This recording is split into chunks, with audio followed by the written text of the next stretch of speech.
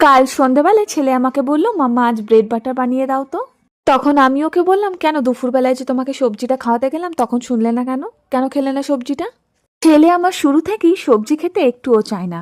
ভাত খাওয়ার সময় মুখে যদি সবজি পড়ে যায় অমনিই ব্যাস মুখ থেকে ফেলে দেয়।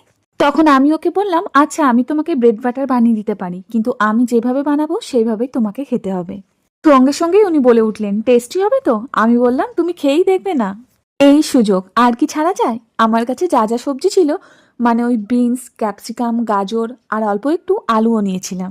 ব্যাস প্যানে বাটার দিয়ে ওগুলোকে নুন, গোলমরিচ আর অল্প একটু চাট মশলা দিয়ে ভালো করে ভেজে নিলাম। দিলাম অল্প একটু টমেটো কেচাপ আর 1 কাপ জল। সবজিগুলো যখন হালকা সেদ্ধ হয়ে গেছে তখন উপর থেকে একটা চিজ গ্রেট করে দিয়ে ওই পুরটাকে ভালো করে ব্রেডের ভিতরে লাগিয়ে দিলাম। তারপর অল্প একটু বাটার দিয়ে এপিট ওপিট ভালো করে ভেজে নিলাম।